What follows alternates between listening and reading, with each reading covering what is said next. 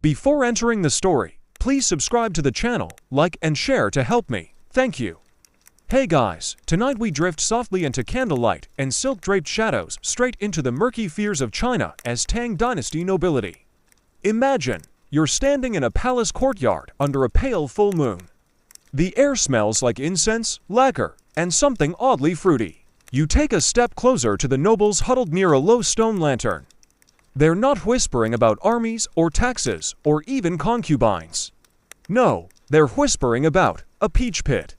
One small, gnarled, innocent-looking thing. Of course, that pit might be cursed, it might be poisoned. It might have been slipped into a sleeve by a rival who wants you to wake up dead tomorrow. Or maybe it just rolled off a plate. But in this palace, nothing just happens. You probably won't survive this. So, before you get comfortable, take a moment to like the video and subscribe, but only if you genuinely enjoy what I do here. And post your location and local time. I love seeing where and when you're tuning in from. Now, dim the lights, maybe turn on a fan for that soft background hum, and let's ease into tonight's journey together. You shuffle deeper into the corridor.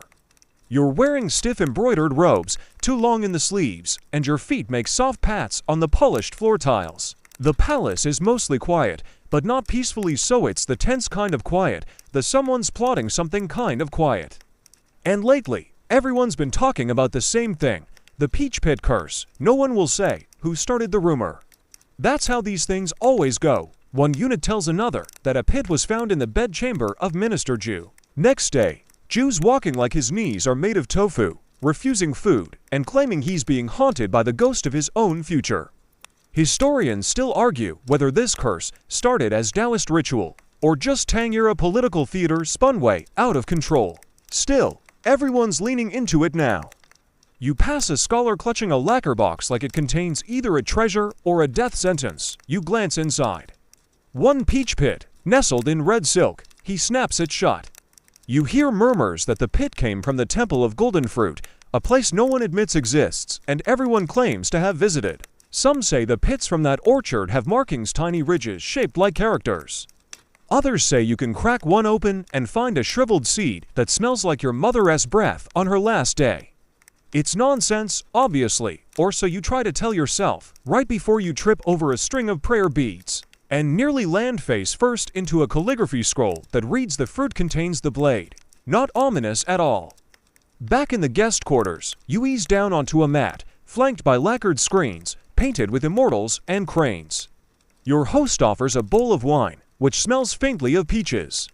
You hesitate. He notices. I assure you, he says slowly, this is plum. You nod, but he doesn't drink either. Mainstream history tells us the Tang Dynasty 618 to 907 CE was a time of cultural blossoming, poetry, trade, and cosmopolitan flair. The Silk Road was pulsing with goods and ideas, and Chang'an, the capital, glittered like the Las Vegas Strip if Vegas had more scholars and fewer Elvis impersonators. But underneath all that brilliance was a thick undercurrent of paranoia.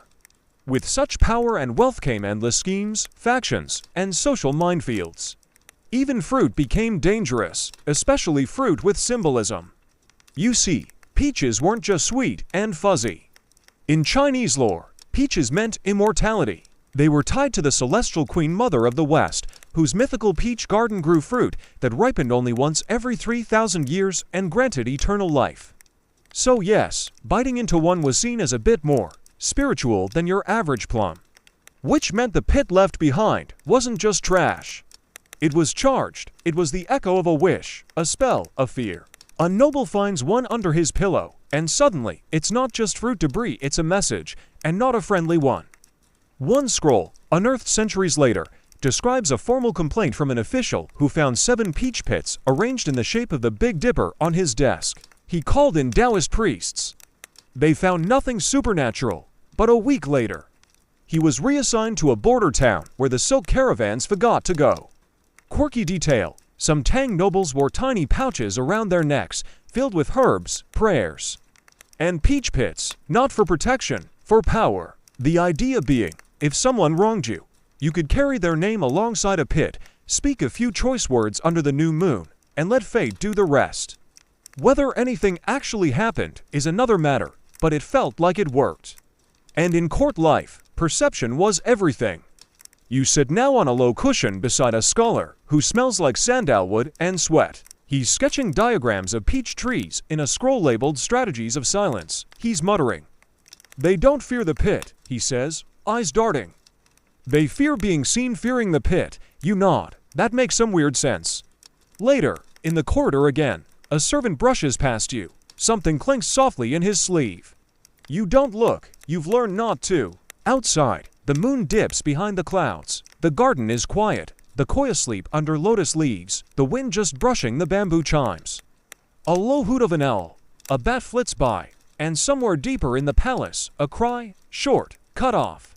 Not loud, but just enough to tighten your shoulders. You don't rush. Rushing makes noise. You glide. And when you round the corner, all you find is a dropped fan, a smear of wine, and of course a single peach pit. Just sitting there, looking like nothing. Feeling like everything. You're not sleeping tonight, not really, not after that. The pit still sits in your thoughts, heavy as a secret. You close your eyes for a while, but all you see are robes silk flowing like water, gold thread glinting in the dark. You're still new here, but even you know the 9-rank robe system isn't just fashion, it's a cage made of color and thread. Each noble you pass wears their power on their body. From deep violet to dull beige, from crane to phoenix to dragon, every stitch tells a story, and no one's allowed to change the story. Not unless they want a visit from the Ministry of Rights, or worse, the censorate. And lately, you've noticed, even the most lavish robes are starting to look nervous. You trail through a morning reception, yawning beneath your breath. The palace feels oddly cold, like it knows something. You notice that several ministers have bunched up their sleeves more tightly than usual. Hiding their hands, one has been known to carry a tiny blade sewn into his sleeve lining. Another is rumored to keep a bone charm in his. Today, you see the faint outline of something round, pit-sized. You don't ask. Minister Chiao, a middle-aged noble with too many rings and not enough hair, shuffles over. His voice is whisper-light, but urgent. Did you hear about Madame Jin's dream? You didn't, but you make your face say otherwise. He leans in. She dreamt of peach trees, on fire, burning backward. The flames froze into glass and fell as snow. You nod solemnly, trying to look like someone who's seen frozen fire dream snow before. Then she woke up, he whispers, with a bruise the shape of a pit, on her shoulder.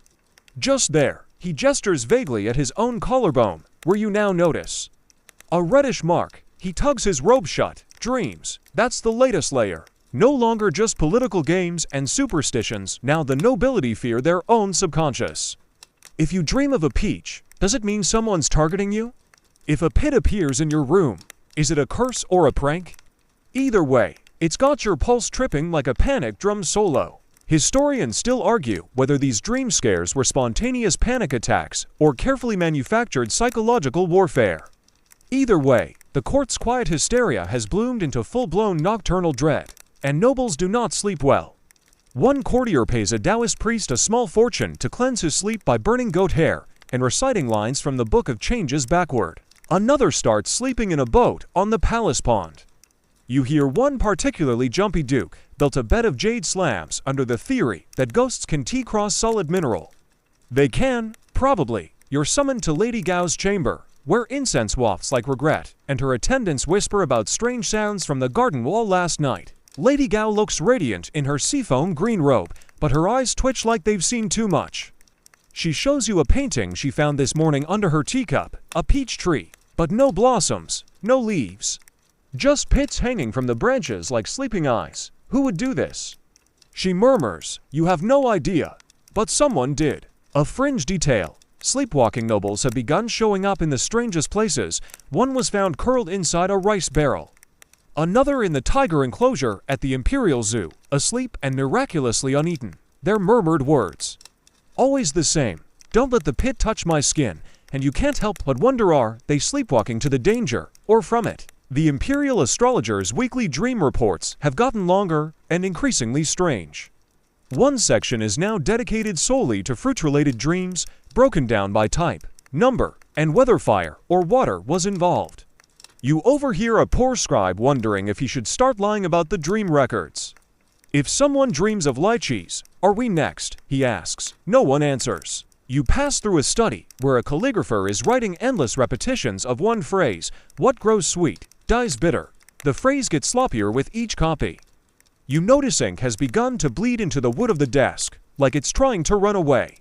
The calligrapher doesn't blink. Later, at the peach orchard near the palace, you hear a different kind of fear. The workers who tend the trees won't enter without charms, prayers, or at least a dog. One woman says she found a tree whose bark peeled off in the shape of a face. You ask what she did. She burned it, of course. Meanwhile, nobles insist on eating only imported fruit, anything but peaches. One diplomat was nearly slapped for gifting a peach jam tart. "Are you trying to bury me?" the hostess hissed, tossing the tart into the pond like it was radioactive. Yet oddly, no one actually bans peaches. That's the Tang paradox, open to ideas, obsessed with omens. A court that invents the compass and flush toilets, but still believes a small piece of fruit can doom you before dawn.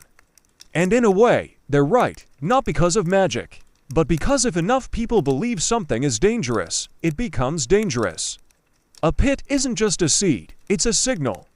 A stand-in for guilt, revenge, or a warning whispered so quietly you have to dream to hear it. Tonight, you try sleeping again. But the mats feel too thin, the walls too close. You dream not of peaches but of a banquet where everyone's food turns to pits. No one notices. They chew, swallow, smile, and when they speak, peach trees grow from their throats.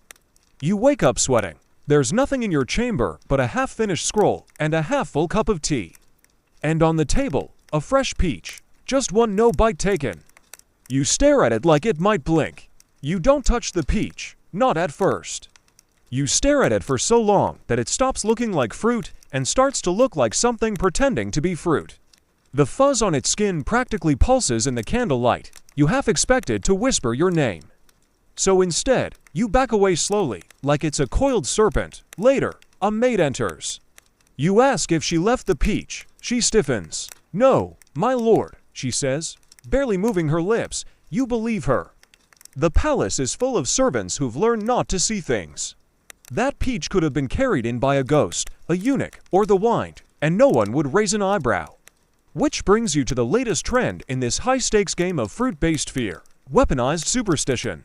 It starts subtly, a noble woman's fan painted with tiny peaches. A robe dyed just slightly to pink, a message written in code where the character for immortal is replaced with pit. Historians still argue whether these were desperate attempts at psychological advantage or just passive-aggressive court fashion gone off the rails.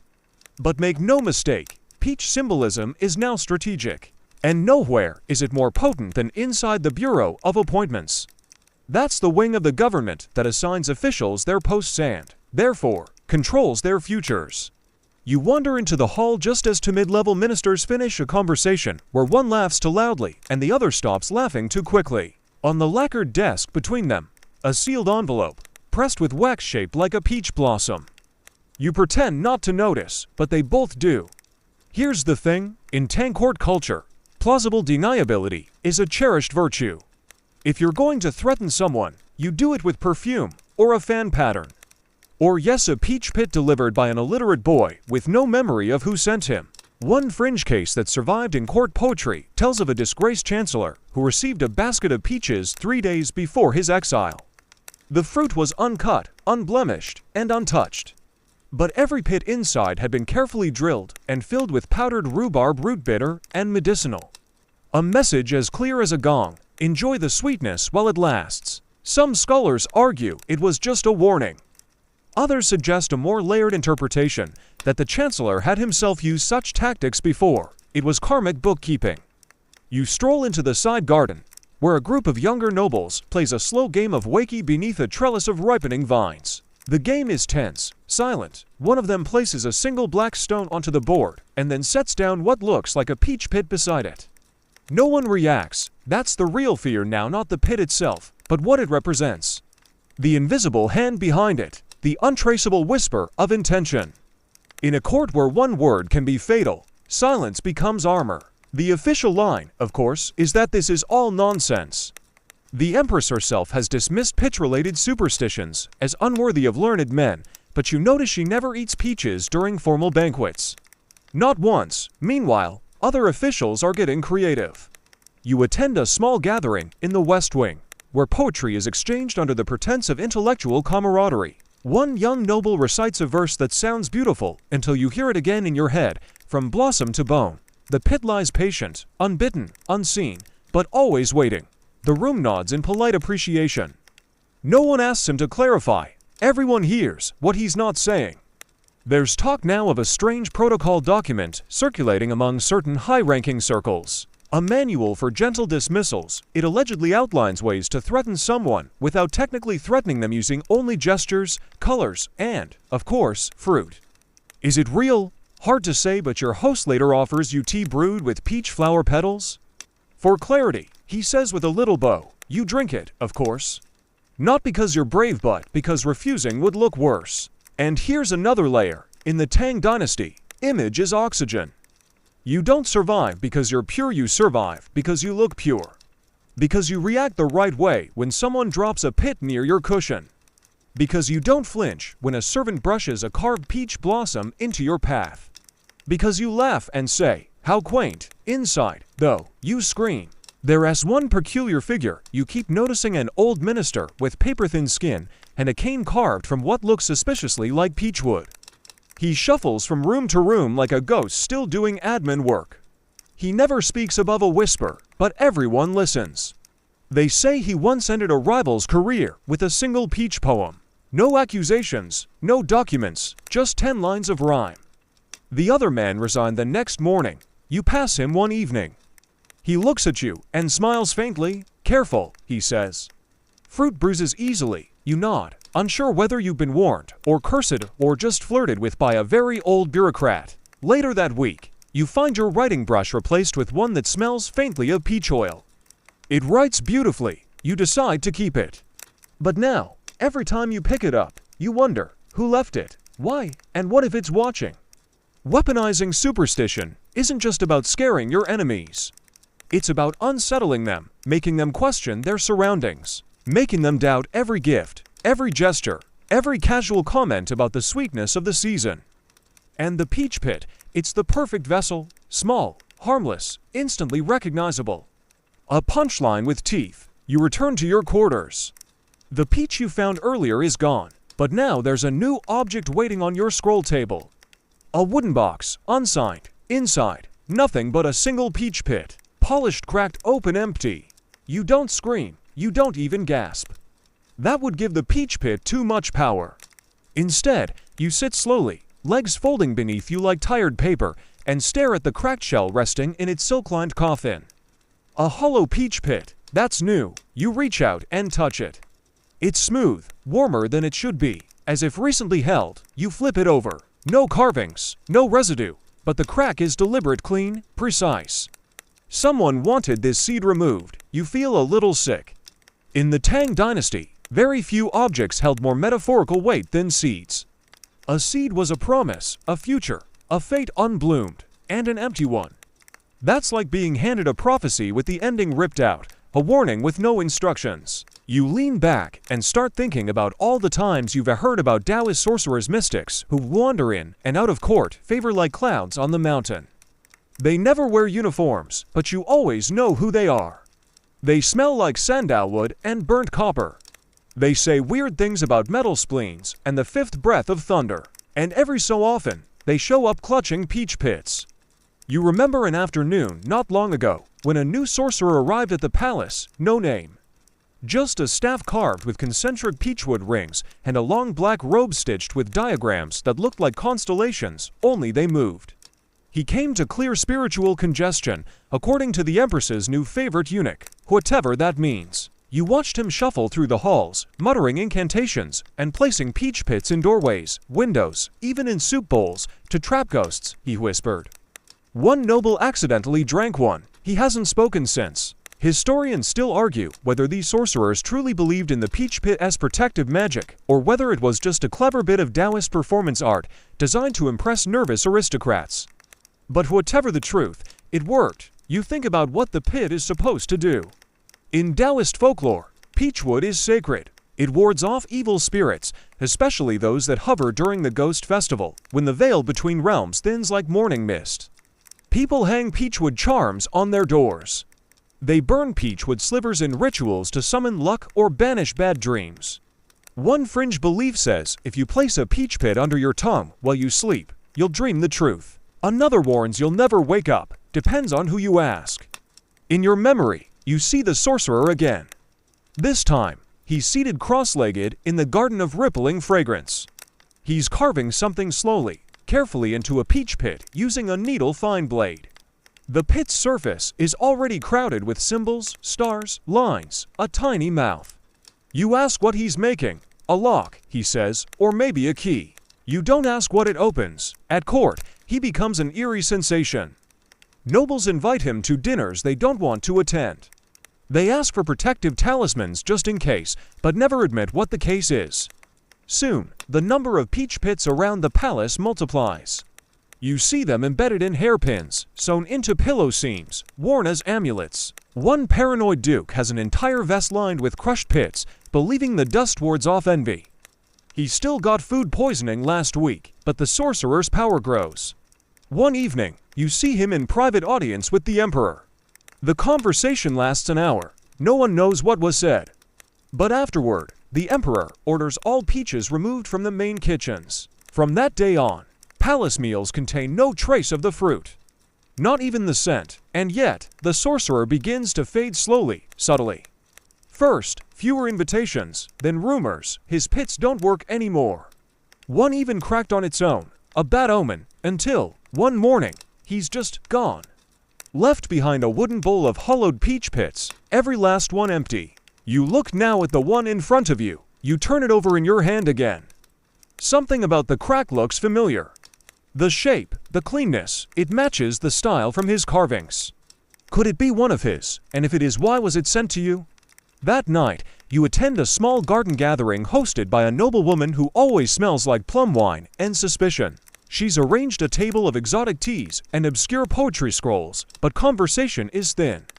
Everyone's eyes keep flicking to the fruit tray, which contains peaches.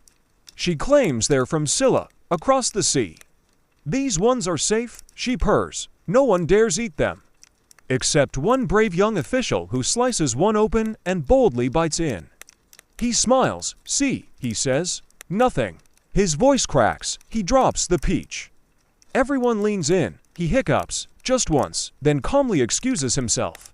You later hear he resigned from his post that evening, gave away his robes, and joined a monastery in the mountains. Sworn never to speak again. Of course, it could have been unrelated. Historians still debate if these incidents were driven by true belief, or if nobles simply used superstition as an excuse to opt out of courtly expectations. Peach trauma as early retirement plan, if you will. But that doesn't explain the fear in their eyes, or the tight way they grip their robes when the fruit is near, or how even the bravest among them one tea touched the pits once they've been cracked. You return to your chamber and lock the box away. You don't know if it's dangerous. You just know you don't want to see it when you wake, and yet, sleep won't come. Your mind replays everything like one of those silk paintings where the longer you stare, the more ghosts you see. You hear a soft sound from the corner of your room. You sit up. And there, nestled beside your incense burner, a second pit uncracked whole, as if waiting for you to make a decision. You don't touch the second pit either. Not yet. You stare at it until your eyes blur. Maybe it's the incense, or maybe it's the fact that your brain feels like it's been gently pickled in palace paranoia. Either way, your room doesn't feel like your room anymore. It feels like a set piece in someone else's story. You curl up in your sleeping robes and breathe slowly. The pit is still there when you close your eyes. And it's still there when you open them again barely an hour later to the faint, rhythmic sound of something tapping outside your window. You slide the screen open just enough to see out. There's a man beneath a cherry tree, crouched low, wearing plain robes and holding what looks like a small, wooden sword. No, not a sword, a carving, a peachwood blade. He's etching something into the dirt. You slip outside like a breeze, soft steps, no sound. You come up behind him and wait. He doesn't turn. Just keeps drawing with the wooden blade until the marks form a shape you recognize from the sorcerer's robe, a talisman, roughly sketched, but precise. Ghost trouble, you whisper. He nods once. Always, you crouch beside him. He smells like smoke and rice vinegar. Peachwood cuts spirits, he says, not deeply. Just enough to make them reconsider. You ask if he's a Taoist. He shakes his head. I make furniture, he says. But I see things, and I know the feel of bad luck in old timber. You blink, he picks up a splintered piece of peachwood. This came from the western orchard, he mutters. The one they don't pick from anymore. Trees to quiet, bark to smooth. There's a superstition that's gone out of fashion, but it lingers in old corners of the empire. Peachwood is sacred because it's alive, even when it's dead. Some believe it still listens, which is why it makes the best ghost fighting tools, as long as the tree died of natural causes. If it was cut too soon, the wood can turn on its wielder. Fringe detail. Tang era carpenters used to talk to their wood, not just out of habit, but out of ritual. They'd say things like, "Excuse me," before splitting a log, or "Thank you for not creaking," after a silent night. Especially with peachwood, you follow the furniture maker back to his tiny hut near the southern gate. He shows you his tools. Most are mundane. But his prized possession is a curved, pale blonde blade carved entirely from peachwood. It's not sharp, not in the physical sense. But when he places it on your palm, it feels strangely heavy. Cuts what can't be seen, he says, can't take blood. But it can take presence. You hand it back, he wraps it in silk. Then he gestures to a small box beside his bed. You know what's inside before he even opens it. Peach pits, dozens of them, all different shapes and colors. Some dyed, some scorched. One has tiny teeth marks. I collect them, he says simply. Each one holds a story. You ask about the cracked one he just gave you. He smiles faintly. That one's not for you. It's for what follows you. Your neck prickles. You've stepped into the current, he says.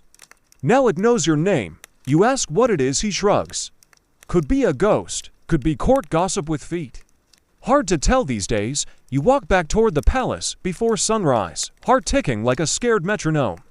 The city is just beginning to stir. A cart creaks by with jars of sesame oil. A rooster coughs something that might be a crow. Everything feels oddly normal, but not to you.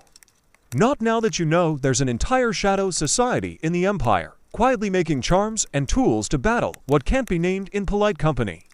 And here's the thing: mainstream historical texts rarely mention them. The official record cares about dynasties, taxes, battles. But underneath, there's always a layer of craft and fear, and old rituals passed down like family recipes. You return to your chamber and check the second pit, still there, still whole. You suddenly understand why nobles wear peachwood hairpins. Why they hang amulets above doors and hide carved slivers in shoes.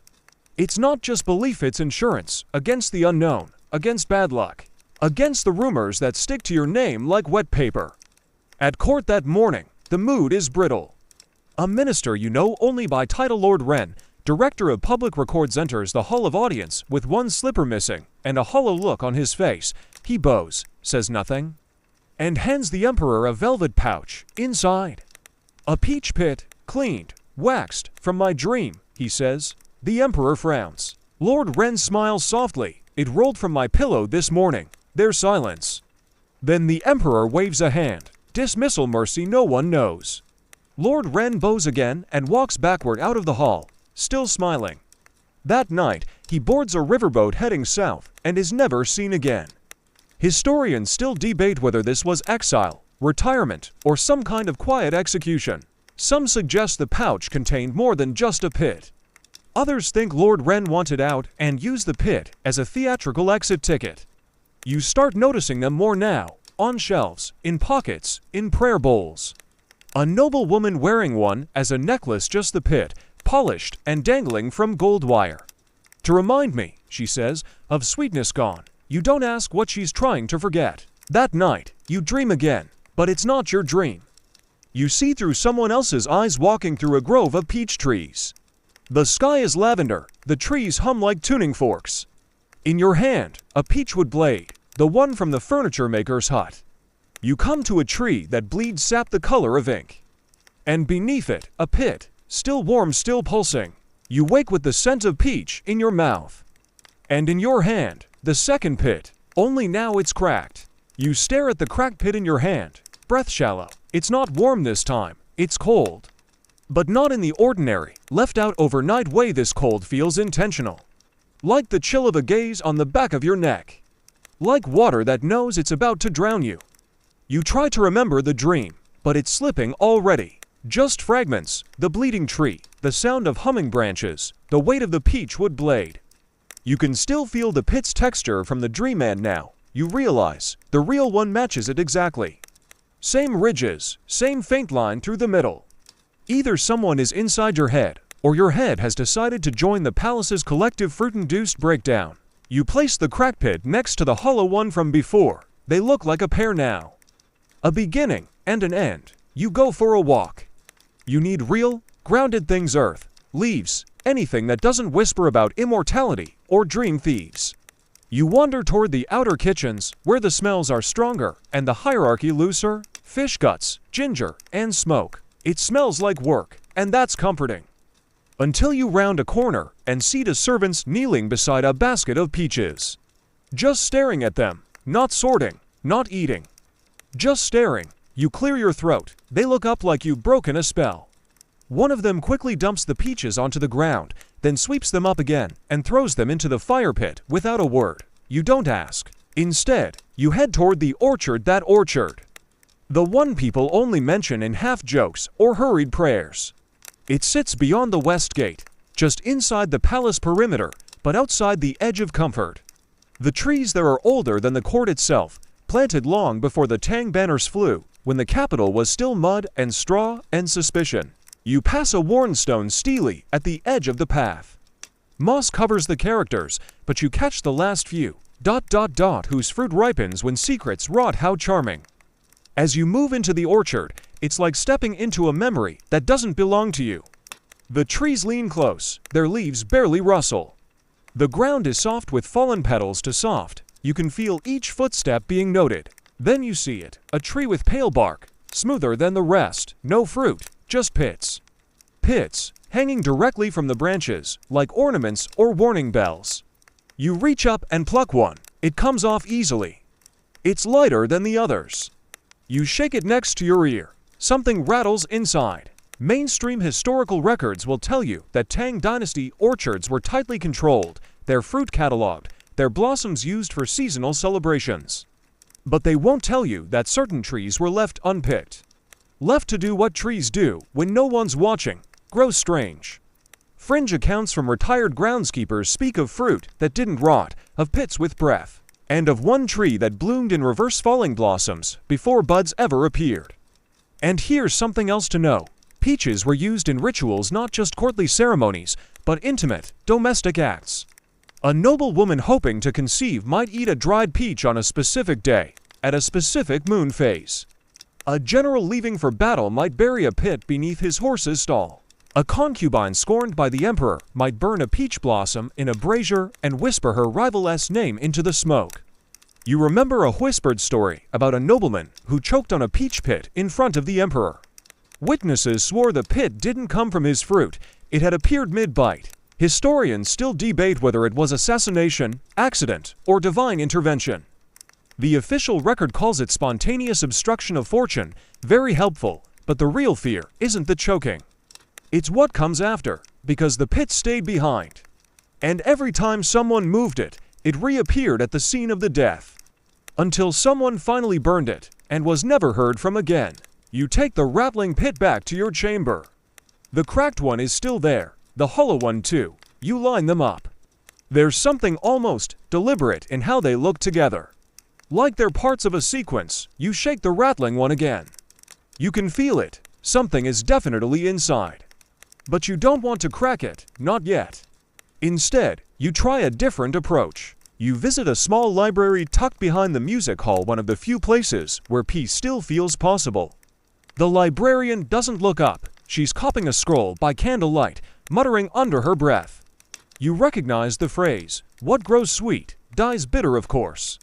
You ask if there are records on fruit omens. She doesn't laugh, just points to a cabinet marked with a symbol that looks like a plum. No one dares draw peaches anymore. You flip through brittle scrolls and find more than you expected. Court edicts banning the export of peach pits, inventories listing who received peaches as gifts, and one chilling note: do not allow the pits of the western orchard to be burned. They return, burned peach pits return. You think of the fire pit outside the kitchens. You think of the two servants. You wonder what happened to those peaches. You wonder what might already be back. You take your new rattling pit to the carpenter. He meets you outside his hut. Not surprised at all. 3 now, he asks. That's a conversation. He gently sets the pit on a low table, taps it with a wooden pick, then listens. It's alive, he says. You blink. The seed. He shakes his head. No, the story inside. Then he hands it back to you. You have to finish it. You carry the pit home under moonlight. Your room smells like burnt petals and old paper. You set the pit beside the others. Now there are 3. 1 empty, 1 cracked. 1 closed but rattling. You sit beside them until morning, and you begin to wonder, what if the nobles were right to be afraid? Morning arrives like a hung-over whisper. Pale light filters through your silk window screen, trying and failing to look innocent. You haven't slept. Not really. You've spent the last several hours staring at the 3 peach pits, waiting for something to happen. And now you're wondering if something already did. You dress slower than usual. Every movement feels oddly performative, like you're not entirely sure who's watching. You can't shake the feeling that the pits are watching you back, or worse, waiting. You slip them into a folded pouch and leave your chamber, heading toward the quieter wing of the palace where the archives are kept. But halfway there, you're intercepted. His Majesty requests your presence. The eunuch doesn't wait for you to respond. Just turns and glides off like a shadow trained in protocol, which means this isn't optional. You follow through a series of increasingly lavish hallways, mosaics, lanterns, perfumed air. The kind of silence that only money and fear can buy. Finally, you reach the side pavilion where the emperor receives unofficial guests, usually poets, monks, and occasionally the kind of people who wear hairpins made of teeth. You're ushered into a round room fragrant with jasmine and ink. At the far end, sitting in a simple chair upholstered in golden brocade, is the emperor himself. Today, he's dressed in white, not the crisp, ceremonial white of mourning or weddings, but something softer, looser, like sleepwear for a deity. His eyes flick toward you like a slow tide. Sit, he says. You sit. On the lacquer table before him is a single object, a peach, small dot, perfect dot, untouched. You're wondering, he says, if I'm allergic. You flinch. He smiles faintly. That rumor's been going around for years. That a whiff of peach makes me swell up like a frog. He leans forward slightly. Wouldn't that be something? The son of heaven, felled by a fuzzy stone fruit. You don't laugh. You're not sure it would be allowed. He picks up the peach, turns it in his fingers. Do you know what fear tastes like? He asks. It's not bitter. It's sweet. Sickly sweet dot like this. He sets it down again. Historians still argue whether the emperor's peach aversion was real or just a calculated persona move, an odd quirk to keep courtiers off balance. Some even suggest it was political. Peaches symbolized immortality, and refusing them was a subtle way of saying, I'm already beyond that. He gestures to your side. May I? You realize he means the pouch. The one holding your 3 pits. You hesitate. Then you offer it. He opens it with one hand, graceful, almost lazy, and tips the contents onto the table. His gaze lingers on the cracked one, then the hollow, finally, the rattling. He listens. I had a dream, he says, once, before I wore the crown. I was walking through a grove of trees, and all the leaves were paper. Each one had a name written on it. My name appeared 3 times. He pauses. The first time, the leaf was blank on the back. The second, it had a poem. The third, it had a pit taped to it. You're not sure whether to respond. He waves a hand. I haven't dreamed since. Silence folds over the room like a silk canopy. Then he says, you're wondering why I don't eat peaches. Yes. Yes, you are. He looks at you and taps the peach once, gently. It's not the fruit, he says. It's the moment after the fruit, when all that's left is the pit. That's the part that never digests. It stays. And then, just like that, you're dismissed. You return to your chamber like someone walking backward through a memory. You barely notice the nobles chatting near the courtyard pond. You don't hear the latest scandal involving stolen fan poems and a eunuch with too many cousins in the Ministry of Rights. You do, however, hear a strange noise outside your chamber door as you approach. A soft scratching sound, faint, repetitive. You push the door open. There's no one inside. Just a small smear of red near the window, and a peach pit. Another one. This one looks different, lighter in color. And etched crudely on one side is a character. You lean in, the character is hot, as in heat, as in fever, as in warning. Later that evening, the palace physician makes a quiet visit to the West Wing. No fanfare, just a set of discreet inquiries. Rumor says one of the concubines has developed a rash, another has hallucinations. Both were seen near the kitchens, near where that peach tart was destroyed last week. The physician says nothing, just prescribes cooling herbs and recommends they avoid stone fruit. No one even questions it anymore. You think about the emperor again. About the way he tapped the peach, how he spoke of sweetness like it was a danger, not a pleasure. And you begin to wonder, what if he's not afraid of the pit at all? What if he's afraid of what comes before it? Because once the fruit is gone, all that's left is potential, the seed, the start of something else. And in a court full of ambition, vanity, and secret plans, nothing is more dangerous than potential. Some say the emperor once had a brother. A younger sibling who vanished after a summer banquet, no record. No exile. No tomb. But there's a half-finished scroll in the archive with a line that sticks in your mind. Peaches bloomed that night, though no trees were near. You lie awake again. The new pit sits beside the others. Now you have 4. You begin to notice a pattern. Each one has arrived after a dream. Each one corresponds to a feeling. The hollow for confusion, the cracked for fear, the rattling for warning, and now this one. Hot. What will the next one be? And will it still be just a pit, or something more? You wake before the sun, heart ticking like a drum that doesn't know the rhythm. The 4 peach pits sit exactly where you left them, aligned like the teeth of a lock. One you suspect you're getting dangerously close to opening. But this morning, there's no new pit, no scratching, no blood. Just the silence that wraps around you like a robe too heavy to remove. The cord is already moving, servants rush, heads down. Courtiers glide by in their shimmering silks, gossiping with tightly controlled tones. It is a formal day, one of those auspicious gatherings, meant to affirm that everything is orderly, heavenly, and pre-approved by ancient cosmic bureaucracy. You're summoned again. Not to the emperor this time, but to a side hall more opulent than necessary. There's tea on the table, and one of the palace's most powerful eunuchs is waiting, face unreadable as a lacquered screen. He gestures for you to sit. I've heard. He begins softly. You've been asking questions. You choose silence. A few too many questions about things that belong in the ground. His eyes flick upward, or the fire. You try to speak, but he cuts you off with a faint wave. It's not a warning, he says. It's a request. Then he places something on the table between you. A peach pit, familiar, except you realize this one is yours. The cracked one. I took it last night, he says. While you were bathing. You should really lock your doors, you stare. He leans forward. You know what this is, don't you? You shake your head. You don't know, and that's the problem. But the eunuch nods like you've said yes. This is leverage, he says, and then he begins to tell you a story. It begins with a regional governor named Dehua, wealthy, powerful, very much on the wrong side of a bureaucratic reshuffle about 10 years ago. Dehua had many enemies, but one in particular, a courtier with a flair for ceremony and a tendency to quote obscure harvest proverbs, wanted him gone. But exile wasn't an option. Dehua had allies. So they did something more elegant. At a banquet, Dehua was gifted a peach. A perfect peach. He ate it, of course, and 2 days later, a pit appeared on his pillow. Just sitting there. No message, no letter, just the pit. 3 nights after that, he vanished. His household staff claimed he left suddenly for a personal retreat. His horses remained behind. His wife left soon after. Official records say he died peacefully in the south. Unofficially, he was never seen again. But the eunuch, your polite, tea-drinking companion, had been part of the team that delivered the peach. Not poison, he clarifies, just belief. That's all it takes. He leans back. In this court, he continues, you don't need to kill people.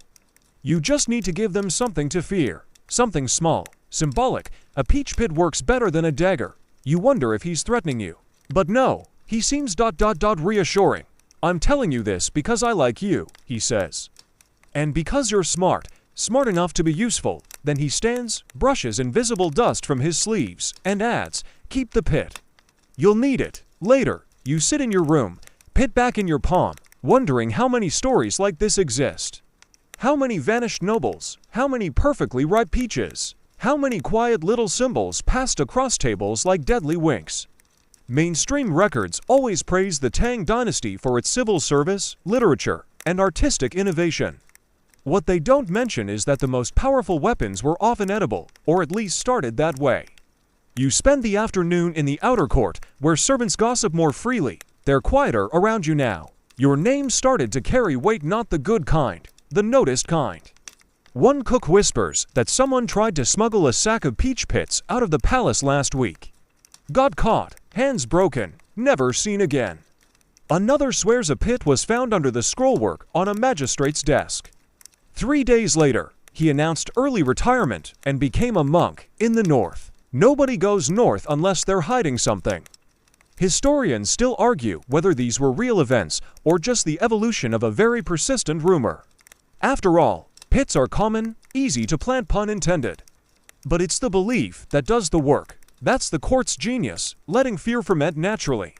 You return to the carpenter. He's carving again, this time making boxes. Small ones. You ask why. For pits, he says. People want to contain them now. Pretend they're safe if they can't be seen. He shows you one. It's beautiful. Black lacquer with a peach blossom etched into the lid. You buy it. You place the 4 pits inside. And then you add the cracked one, your former hostage. The lid clicks shut. And you feel ... almost relieved, until night falls. You wake suddenly, heart hammering, not from a sound. From a smell, smoke. You throw open your chamber door. There's a fire. Not a big one contained to a hallway brazier. Someone's burning scrolls, peach blossom scented scrolls. And standing over the fire is a palace scribe. He turns when he sees you, smiles. I'm just cleaning up, he says. Too many old stories. They take root. You don't sleep again. Not really, because now you realize something the eunuch didn't say, but implied. The pit is only as powerful as the story behind it. Which means the story is being curated, burned, trimmed like a garden gone feral. Which means someone's trying to control who gets to fear the pit. And who doesn't. So you return to your chamber, unlock the lacquer box, look inside. 5. There are 5 pits now. You only put 4. You don't know where the 5th came from. But etched into it, in tiny strokes almost defined to see, is one word, your name. You don't move at first, just stare. Your name, carved into a peach pit, not a nickname, not a code. Your actual name, in perfect clerical script, as if some miniature bureaucrat had spent all night chiseling it in with the tip of a crane feather. You run a finger across it. It's not painted, not inked. It's been carved deliberately, almost reverently. The box sits silently in your lap. You look at the other 4 pits, still there.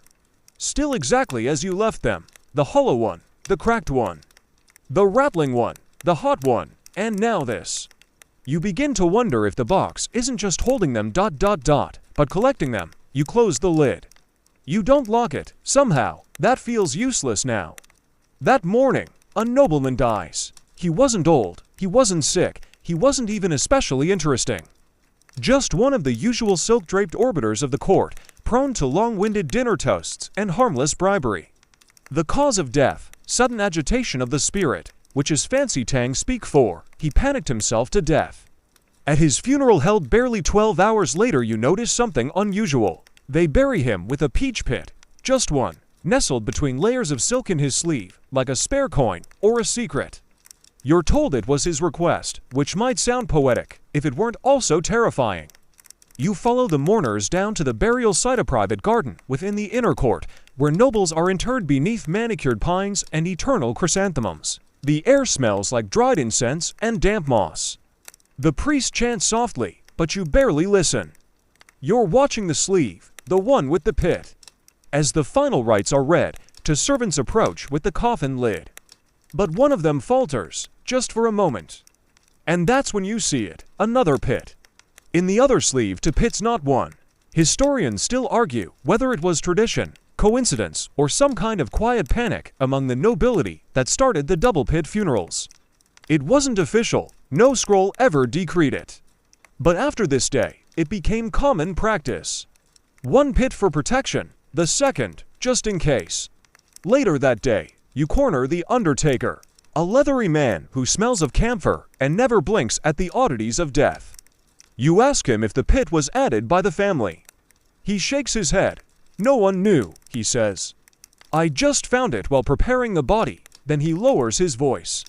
Happens more and more, people hiding them in robes, under tongues. One fella even had one sewn into his hairpiece. You blink why he shrugs. Depends on who you ask. Some think it keeps evil out. Others think it keeps something in. Me, I think they're just scared of being forgotten. He doesn't elaborate. You return to the palace with a strange weight in your chest. Because now the pits are no longer just symbols of fear. They're becoming talismans, tokens of anxiety, badges of superstition. And everyone wants one, even the dead. That evening, while pretending to read poetry with a gathering of lesser officials, you overhear something stranger still. A story about a nobleman who dreamed of his own funeral ... in reverse. In the dream, he woke up underground, with the coffin lid opening. A peach pit was in his mouth, bitter and dry. When he woke, his pillow was soaked in sweat, and there was a pit beside his bed. The next day, he left the palace, didn't tell anyone where. Historians never found a record of his departure. But a traveling monk later reported a hermit near Luoyang who only spoke in fruit metaphors and refused to drink anything but peach blossom tea. You can shake the feeling that the pits are less like seeds now and more like currency. Bartering chips for your safety or your soul. One court poet, a famously melancholic figure with a fondness for metaphors involving rain and dead birds, composes a poem that spreads like spilled wine. In pockets deep the nobles tread, with little pits where dreams have bled. One for sorrow, two for shame, the third to whisper out your name. People whisper that he was punished for the poem. Others say he was the poem. You're beginning to lose track of what's real. That night, you return to your chamber to find something chilling. Your lacquer box is open, no signs of forced entry, no mess, just open. Inside, the 5 pits are still there, but now, there's a 6th. It's smooth, untouched, no etching, just new. The others look aged, dry, rough around the edges, but this one glows faintly in the candlelight, as if it hasn't been carved yet. As if it's waiting, and something else just behind it. A folded scrap of paper, you unfold it slowly. 7 characters, bury the pit, or be buried. You don't sleep. You spend the entire night at your desk, staring at the pit and the note, your breath shallow, like even breathing too loud might trigger something ancient and unfriendly. At dawn, you go to the quiet garden. You dig with your hands bare, in the dirt beneath a bonsai plum tree. You place the 6th pit into the earth. Cover it, say nothing, not even to yourself. And as you walk away, heart thudding, you realize something strange. You don't feel safer, you feel ... watched, as though the pit wasn't removed. It was planted, and now, whatever grows from it will know your name. You keep checking your sleeves now. Not for scrolls, not for silver, for pits. You find yourself patting them in secret moments, like some people check for lost jewelry or guilty letters. It's not even paranoia anymore, it's habit. Because now the peach pit has crossed some invisible line. It's no longer just a symbol, it's a participant. So when the maid screams, it's almost a relief. Like someone else finally cracked before you. You're in the East Hall when it happens.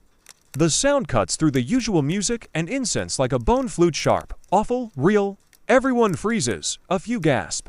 One man drops a cup, you're already moving. She's in one of the smaller courtyards, backed against a stone pillar, eyes wild. Her fingers shake like tree branches in wind, and she can't even form words. But she doesn't need to, because right there, on the clean silk of her pillow, is the pit.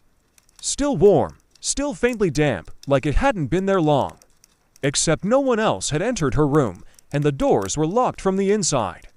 Servants crowd around, but none step too close. You notice even the guards hesitate. Not because it's a weapon, but because of what it means. It's her name written there, neatly carved into the pit's surface. A low-born name, to one you wouldn't find in any official registry, just whispered among the laundry rooms and kitchens. And this ... this is where it gets worse, because the maid, her name etched in peachwood, didn't do anything wrong. She hadn't stolen jewelry, hadn't heard royal secrets. She barely spoke above a whisper most days. But now, within hours, she's been removed from service, not arrested, not questioned, just vanished. Historians still argue whether this was a case of mistaken identity, political scapegoating, or the pit itself doing the accusing. What they agree on, this is when the palace really changed. Because this wasn't a noble. This wasn't a scholar or a eunuch, this was a maid. And if the pit could find her someone no one paid attention to, then no one was safe. Later, you learn more. The scandal spreads like spilt oil. There's talk of secret trials, whispers of the pit being a forged object, that someone carved it to frame her. But then a servant confesses to witnessing the carving itself by the pit. He claims to have seen it under moonlight, spinning on its own atop a silk pillow, the name appearing stroke by stroke, without hands. Of course, he's declared mad and sent away. But you notice something peculiar, his departure record, filed in ink that smells faintly of peach blossoms. You begin to feel the weight of it, not just the pit's the idea of the pit. It's spreading, infecting, shifting from object to action, from item to event. At meals, nobles glance suspiciously at the fruit bowls. You watch one nobleman pick up a peach, sniff it, and then deliberately place it upside down, as if refusing to acknowledge its shape. His neighbor does the same. No one touches them. In scrolls, you find new euphemisms cropping up. The stone of the inner blossom, the whisper kernel, one even calls it the tongue of the silent ancestor. All metaphors. All workarounds, all avoidance. You visit the maid's quarters, now sealed, of course. But someone left her mirror behind. Small, bronze, slightly warped from age. You stare into it, and for a breathless moment, you almost expect to see the pit there too. But instead, you see your face, and on your collar a mark. Just a smear, faint, reddish. Could be wine, could be ink, could be juice. You don't know how it got there, but you rush to wash it off. Because it's the same shade as a ripe peach bleeding under pressure. The maid's story takes on a life of its own. Some say she touched a cursed blossom in the garden. Others say she overheard a eunuch reciting the wrong prayer backward. One theory claims she accidentally broke open a pit and inhaled the dust inside that it infected her thoughts. There's no shortage of theories, but no one denies that the pit with her name appeared. Not even the emperor's personal archivist, a stone-faced man who once denied the sky was blue if it wasn't on parchment. That's when you start wondering, is the pit just a tool? Or is it becoming a judge? Because if it's self-carving now, that's no longer folklore, that's prophecy. You visit the carpenter again. He stopped carving boxes. Now he only burns wood, silently, peach wood, mostly. You ask him why, he doesn't look up. Too many stories in the grain, he mutters. They listen. Then they learn. You leave without another word. That night, you dream of the maid. She is standing in the hallway of your childhood home, though you've ever seen her before in your life, holding a bowl of peaches. She's smiling, then she opens her mouth. And her teeth are peach pits, perfect rows, all carved, all whispering. You wake choking, half expecting to spit one out. You don't, but you do check your pillow. Just in case, nothing there, except for your name, echoing in your ears. You go to the garden before sunrise, dig again. Where you planted the sixth pit, now, something is growing.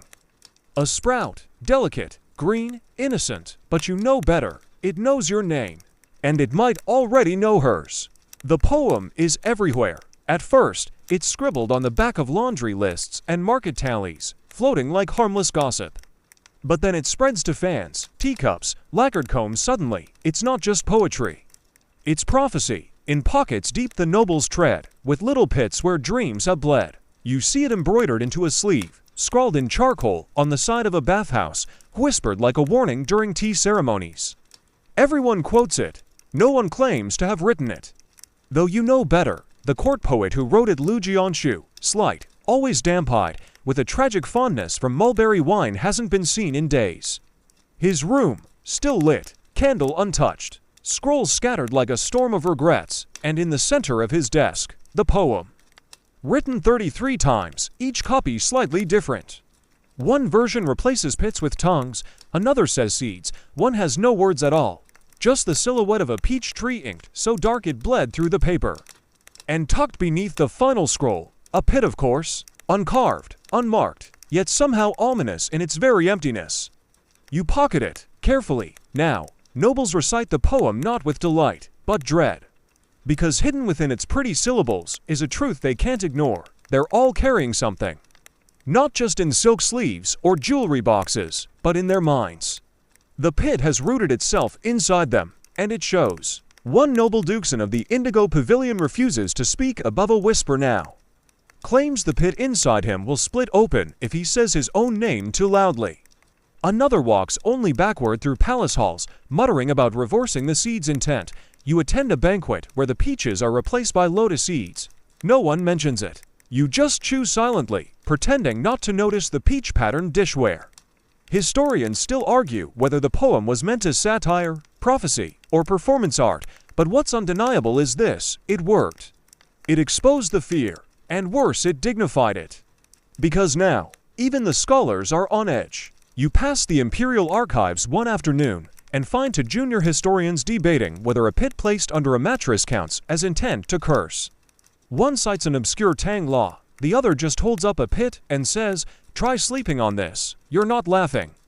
Because it's becoming clearer, the pit isn't about fruit anymore, it's become a mirror, reflecting back whatever guilt, fear, or suspicion people already carry.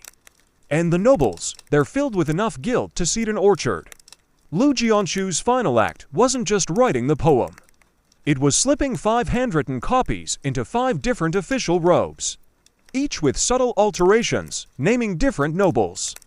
Different sins. You don't know how he managed it. But when those scrolls were discovered, every man accused the others of forging them. Within days, one was exiled, one committed suicide, and 2 others fled to mountain monasteries. The 5th, he carries a pit around his neck now, sealed in crystal and lacquer. Claims it helps him sleep. You're not sure whether to envy or pity that. And all the while, the pit you carry Lu Jianshu's remains smooth. No etching, no mark, just a quiet promise that it's waiting. One night, in a dim tea house beside the scholars' quarter, a woman approaches you. She's dressed plainly, hair tucked into a willow knot, hands ink-stained. You recognize her, a calligrapher once commissioned by the Empress herself. She sits without asking, slides a piece of paper across the table. It's blank, but she nods toward your pocket. "The pit," she says softly. "Place it on the paper." You hesitate. Then obey. She watches as nothing happens. Then, ever so lightly, the pit rolls just once. When you lift it, you see the faintest curve of a character. Your name. Know the word regret, written in old seal script, almost too faint to read. She folds the paper, tucks it into her sleeve. Most names aren't etched in one stroke, she murmurs. They grow, letter by letter. Until the pit decides you're finished, you don't ask her name. She leaves without another word. Later that week, a feast is held in honor of a military victory no one actually cares about. The peaches are back. No one eats them. You sit across from a court astronomer who leans over with wine-stained breath and tells you, "The stars are fruit too, you know." You raise an eyebrow. He nods solemnly, round, elusive, dangerous in clusters. Then he presses a pit into your hand warm, still sticky. "I found this in my telescope." You want to laugh. But you don't, because part of you wonders if he's telling the truth. The poem is now officially banned, of course.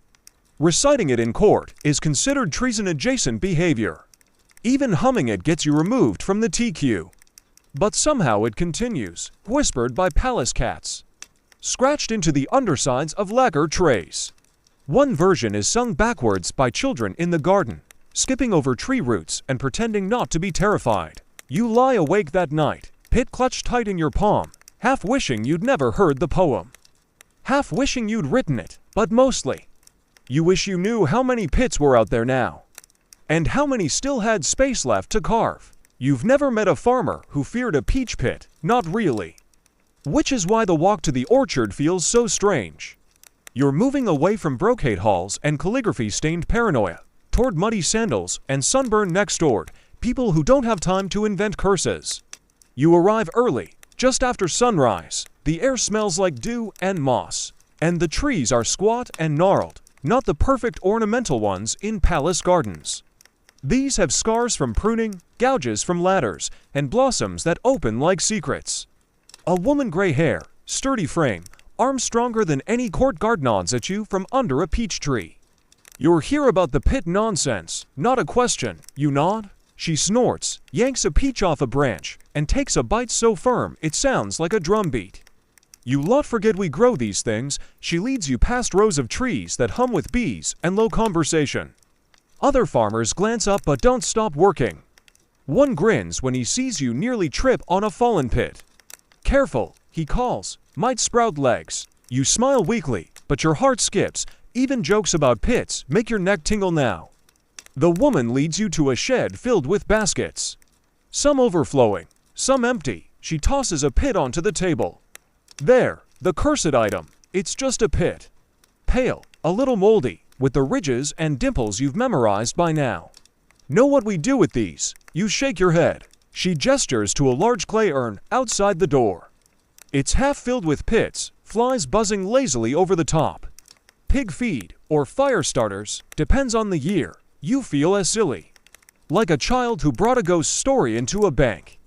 But she's not done. She pulls out a sack of them. Thousands. All from this season. Want to know a secret? You lean in. Every court official that comes through here, every scribe, every errand boy, every scholar asks to buy just one. You blink. Why? She shrugs. To carry, to bury, to give. Don't ask me. One man tried to grind them up to make tea. Said it prevented possession. Fool nearly poisoned himself. You glance down at the sack. There must be more pits here than there are names in the palace. And suddenly, something shifts. The fear, so potent inside marble walls and candlelit corridors, evaporates in this shed. Because here, pits are everywhere. Trampled, ignored, dried out under the sun. They crack underfoot like nothing. You laugh a short, confused laugh. The woman smiles. Thought that might happen. And yet, she doesn't mock you. Because while she doesn't believe in cursed pits, she does believe in believers. She walks you to the edge of the orchard, points to a small tree, bent at a strange angle. That one grew from a pit toss during an argument. Two lovers, she cursed him, he laughed. Tree grew sideways ever since, she shrugs. Maybe that's magic. Maybe trees are just dramatic. You ask if they've ever had a noble visit. She laughs. Nobles don't walk in mud, but she does recall a robed man, long sleeves, soft hands, who spent 3 hours asking about how to dry a pit without damaging its essence. She told him to go home and try it on himself. Did he ever return? Nope. Guess he got all the essence he needed. As you walk back, you realize the nobility sphere of the pit isn't about the pit at all. It's about control. Because a peach pit is small, sharp, and persistent, it doesn't obey, it doesn't kneel. And it doesn't care how many titles you have stitched onto your robe. The farmers, they know that. They plant them anyway.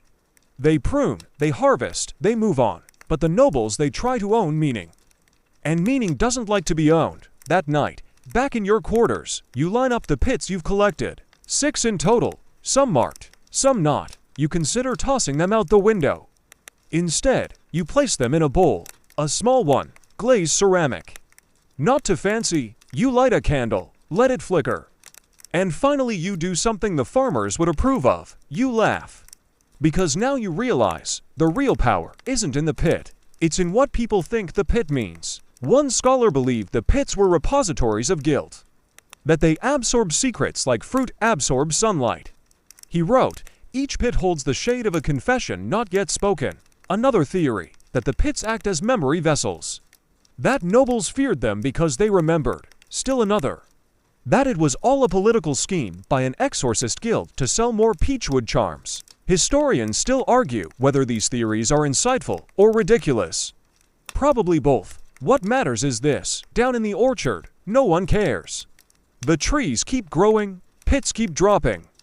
And someone will always find new meaning in the shape of the thing, the curve of its grooves, the way it feels heavy even though it's so small. Maybe it's not the pit they fear.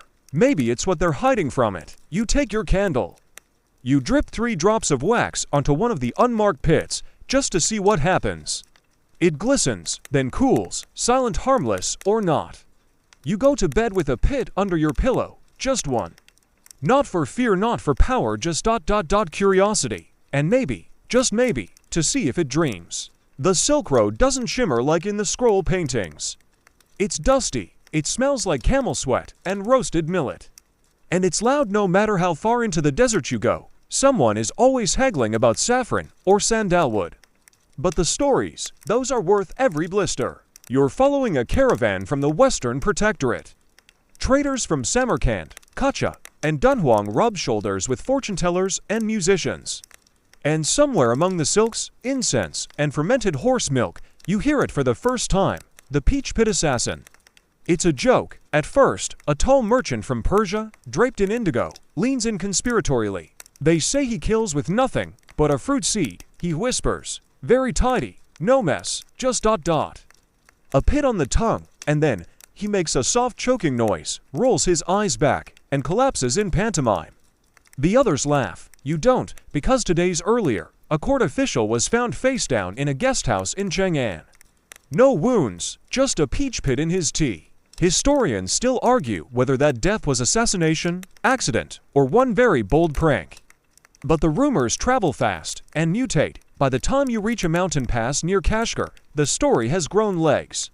Now the assassin grinds the pit into powder, slips it into incense.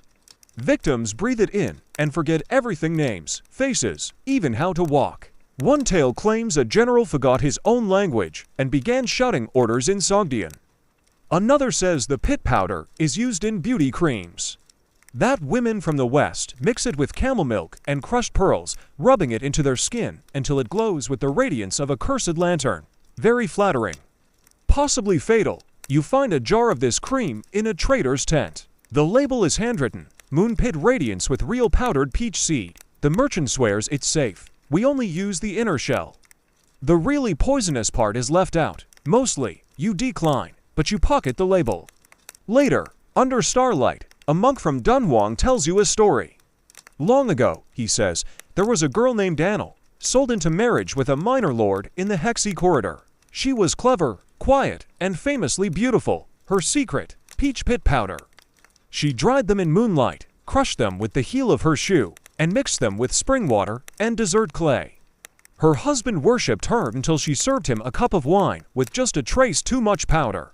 He died smiling. The legend says she kept his pit in a locket. Not out of guilt but pride. Another tale, even stranger, claims a desert cult worshipped the peach as a symbol of rebirth. They believed that by swallowing a pit during a solar eclipse, one could die and return with perfect memory of the afterlife. You can't confirm this, but in a cave near Dunhuang, you see a wall painting. It shows figures kneeling before a tree, their mouths open, their hands outstretched, and raining from the branches, pits, just pits, no peaches. When you reach the markets of Chang'an again, something has changed. Now, pits are traded like amulets, polished, perfumed, set in bronze casings. One shop sells *** pit earrings, *** lightweight, lacquered, with tiny charms dangling from their carved hollows. Another vendor offers silent stones, peach pits dipped in beeswax, said to keep gossip from escaping your mouth. There's even a children's game now. Pit Pass. You flick a peach pit across a lacquered board, hoping it lands in the luck circle and not the curse square. The emperors, of course, frown at this new fashion. Edicts are issued. Pits must be burned upon consumption of fruit. Pits found in bedrooms equals suspicious. Pits engraved with names equals criminal evidence. One eunuch in the Ministry of Rights proposes a pit registry. He is laughed out of the room. But the people, they love it, because the Silk Road runs both ways. Ideas travel faster than armies. One day, it's a farmer's waste. The next, it's a weapon, then a beauty product. Then a cult relic, then a game. The pit becomes whatever people need it to be. You meet a silk weaver from Khotan who wears a pit as a pendant. He kisses it before he starts work, claims it helps him keep rhythm. You ask why a pit, of all things, he grins. Because it has one job, to grow. That's what I want. Back at the palace, things are less romantic. A concubine is accused of seduction by Peach. Not for the fruit, those are still off limits in court, but for placing a carved pit in the sleeve of a visiting diplomat. The diplomat fainted. She swore it was a joke. No one believed her. You see the pit yourself, it's etched with 3 characters, wait and rot, charming. She's banished to a convent in the southern hills. No peaches grow there, just bamboo and regret. Meanwhile, the pit's popularity continues to mutate. One poet publishes a scroll titled 13 Uses for the Pit. They include bookmark for sad poems, belly button plug for modesty, divorce token, final gift to an enemy. You've tried 3 of those. They work disturbingly well. Even now, as you walk the city, you spot more pits than coins, in drains, in fountains, worn smooth by hands, whirring, or hope. And you realize something strange. No matter how many are discarded, they always seem to find their way back. As if the pit is less an object ... and more an echo. A thing people hold when words aren't enough. When curses feel too risky, when meaning must be carved into silence. So the pit travels, from orchards to courts, from cups to coffins, from lips to legends, and always, it waits. You find the scroll in the least glamorous place imaginable, wedged behind a loose brick in the library's back corridor, beneath a pile of half-eaten ink cakes and someone's forgotten poetry draft. It's old, crisp, the string binding it is frayed, like it's been unwrapped too many times by nervous fingers. No title on the outside, just a single seal, a faded character meaning stillness. You unroll it slowly, careful not to snap the aging fibers, and there it is. The work of the only Tang scholar bold, or perhaps bored enough to challenge the panic surrounding the humble peach pit. His name was Lu Shen, an archivist, unremarkable, the kind of man you'd miss in a crowd of 2. But his writing, sharp enough to shave a minister's ego. The scroll begins. Let it be known, the peach pit is not a demon, nor a spirit catcher, nor the whispered threat of palace conspirators. It is a seed that, if left alone, will become a tree. Bold start. Especially in a time when one stray pit could spark a demotion or a decapitation. Lu Shen lays out his argument with ruthless logic. He tracks the origin of the pit panic to a single court dream to decades prior, recorded in a eunuch's diary, footnoted with the line, "A pit rolled across the floor. His Excellency wept," and from there, Lu shows how rumor, ritual, and human imagination turn snack residue into spiritual poison. He even maps out the spread of pit-related taboos across court departments like a bureaucratic infection. Ministry of Rights, pit equals symbol of spiritual decay. Ministry of Justice, pit equals tool of sorcery. Imperial Kitchen, pit equals forbidden waste product. Ministry of Works, pit equals potential structural threat. Don't ask by the 10th paragraph. You're laughing quietly, because Lu Shen is not subtle. He calls the whole thing a farce in 9 acts. He writes, were it not so deadly, it would be theatrical genius. Alas, the prop in question is edible, and yet there's a catch. Lu Shen vanished, not in a poetic, slowly fading into a scroll kind of way. Literally vanished, the records stop. His desk was left untouched, his quarters still neatly organized, no signs of struggle, just a bowl of peach pits, clean and dry, placed at the foot of his writing mat. One pit had a single word scratched into it, forget. Historians still argue whether this was a warning, a final joke, or a crude forgery. Some claim he went into exile, changing his name and living in quiet orchard anonymity. Others believe he was silenced. By whom? No one agrees. The Empress, the Taoist clergy, a rival archivist with no sense of humor, or perhaps the pit cult, if you buy into that theory. Because yes, there were whispers of a secret group within the court who truly worshipped the pit. Thought it was a fragment of divine fruit from the mythic Queen Mother of the West, claimed it whispered when soaked in dew and moonlight. Lu Shen mentions them too sarcastically, of course. He writes, if the pit speaks, I suggest a physician. Or less wine. You almost feel bad for how doomed he was, but he wasn't just mocking. Near the scroll's end, Lu Shen offers a theory. When the state loses grip on certainty, even the smallest object gains monstrous weight. You reread that 3 times. Because it rings true, for court, for history, for now. It's not really about the pit, it never was. It's about anxious power, the desperate reach for control over randomness, death, dreams. And in a way, Lu Shen gave the pit real power by exposing how little anyone understood it. One strange side note buried in his final page? He lists 10 alternate uses for peach pits that don't involve curses. A few highlights: toothpick holder, portable abacus counter, chess piece in emergency wartime matches. Fake noble tears for theater actors, writing stylus for sand scrolls, you try one later, abacus counter. It works, sort of, as long as you don't need accuracy or speed. Lu Shen's disappearance inspired a small cult following among bored scribes and exiled poets. A few composed odes to the pitless one. Others left pits at public shrines with inked prayers, "Let me vanish with grace." One monk painted his entire temple bell with Lu Shen's face twisted, amused, slightly bitter. It was removed after 3 days, but the scroll. It survived, barely, some pages torn. One section redacted with fish glue, but it made it to you. And now, you carry it in your sleeve. Alongside Yessa's single peach pit, not because you believe, but because the story has its own gravity. And that's Lu Shen's final warning. Fear not the pit. Fear the way people chase shadows in its name. You roll the scroll back up, slide it into your sleeve, and wonder not for the first time if Lu Shen is still watching. Maybe from a hidden orchard, maybe from a pit he himself planted, maybe from the echoing memory of one last joke left unfinished. You close your eyes and listen. No whispers, no curses, just the rustle of leaves, and somewhere in the distance, a peach drops, soft, final, unnoticed. You're in the garden again. Not the royal one with the porcelain cranes and choreographed willows, but the overgrown courtyard behind a once grand villa now housing 3 widows, a mute cat, and 1 nervous noble. He's the last of his line, and he's clutching a single peach pit. It's small, smooth, polished with whirring. You can see the crescent worn into its side from where his thumb has rubbed it over and over and over. His name doesn't matter now. Too many cousins have already vanished from the scrolls, their names reduced to careful blanks in official histories. But you know his story. He was once a junior minister of forestry.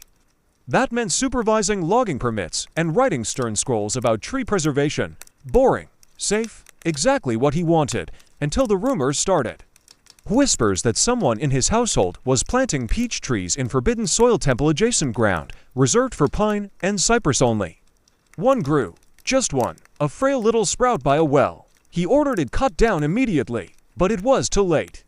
That night, he dreamed of pits, thousands, pouring from his sleeves, clogging his throat, replacing his eyes. He woke choking. And when the physician came, they found a pit lodged in his pillow stitching.